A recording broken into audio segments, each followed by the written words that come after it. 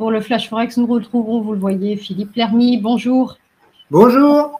Vous êtes trader, formateur et ancien chef trader d'une banque centrale. Et on va d'abord évoquer avec vous les événements de la semaine à venir et en tout premier lieu la réunion de la Fed, de politique monétaire de la Fed.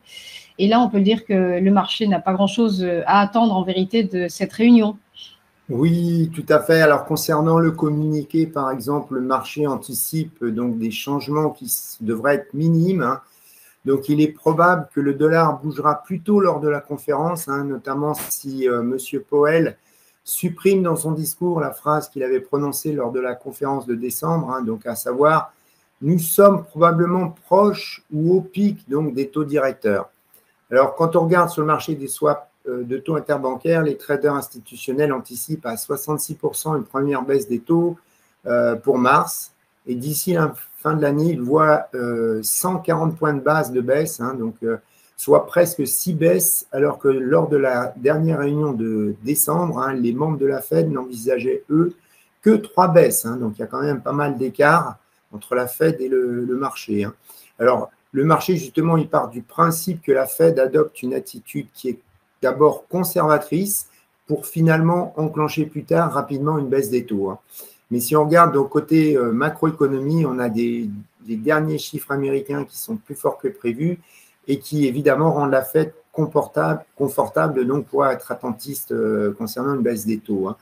Alors, même si je dis ça, même si le corps PCE indique que la Fed est en train de réussir son objectif, hein, puisqu'il est maintenant à 2% au quatrième trimestre 2023. Hein.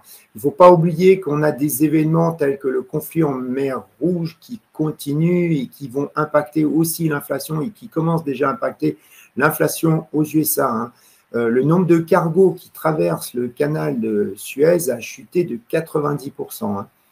Alors, accessoirement, le marché va aussi anticiper des réductions, des modifications de la réduction du bilan de la Banque centrale, hein, le quantitative tightening. Hein.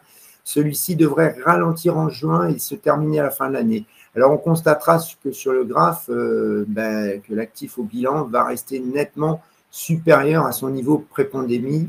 Alors, Powell risque d'indiquer qu'il y a eu des discussions sur le sujet, mais je pense qu'il n'annoncera rien de particulier. Et on enchaîne avec la réunion de politique monétaire de la BOE. La Banque d'Angleterre devrait conserver son taux directeur.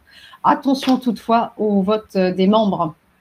Oui, alors le taux directeur donc, devrait rester inchangé pour la 4e fois de suite. Hein. Lors de la dernière réunion de politique monétaire de la Banque d'Angleterre, M. Bellet a bien fait attention donc à ne rien dire qui pourrait être interprété comme une approbation des baisses de taux qui sont anticipées par le marché. Hein. Du coup, le marché s'attend à nouveau à ce que le gouverneur donc adopte un discours en faveur du maintien du taux directeur. Alors, on notera que l'inflation et la croissance des salaires au Royaume-Uni ont été publiées bien en dessous des prévisions de la Banque d'Angleterre, hein, ce qui pourrait permettre donc à cette dernière de supprimer son biais à la hausse du taux directeur tout en maintenant évidemment son taux directeur en zone restrictive. Hein. Donc, comme vous l'avez dit, on surveillera attentivement les votes des membres et surtout si plus aucun des membres ne vote en faveur d'une hausse. Hein. Dans la même idée, il paraît aussi peu probable qu'un membre vote en faveur d'une baisse. Hein. Voilà, alors ça c'est à surveiller. En route vers le statu quo. On enchaîne avec le rapport sur l'emploi américain et là, c'est la météo qui devrait favoriser les créations d'emplois. Oui, alors ce qu'on remarque aussi, c'est que depuis mi-2022, on a 3 secteurs qui sont générateurs d'emplois donc de façon assez stable, à savoir les loisirs et l'hôtellerie, les services dans la santé et les emplois gouvernementaux. Dernièrement, ces secteurs ont compté pour 70% des créations d'emplois. Et comme vous l'avez dit, la météo a été favorable en janvier. Et c'est important hein, parce que, comme vous voyez sur le graphe, en réalité, chaque année, c'est plus de 3 millions de travailleurs qui sont licenciés par les entreprises américaines au mois de janvier. Alors évidemment, on ne le voit pas donc traditionnellement dans le chiffre des créations d'emplois, les NFP, car ceux-ci sont corrigés des variations saisonnières, hein, donc comme vous le montre le graphe avec le facteur saisonnier en vert.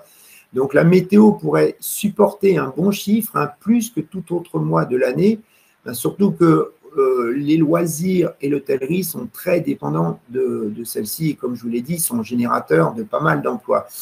Alors, on a aussi le taux de chômage qui pourrait remonter parce qu'on a eu une hausse conséquente des demandes initiales d'allocation chômage, notamment la semaine dernière. Et on a aussi un taux de participation qui est attendu en hausse et qui pourrait expliquer cette remontée du chômage, du taux de chômage.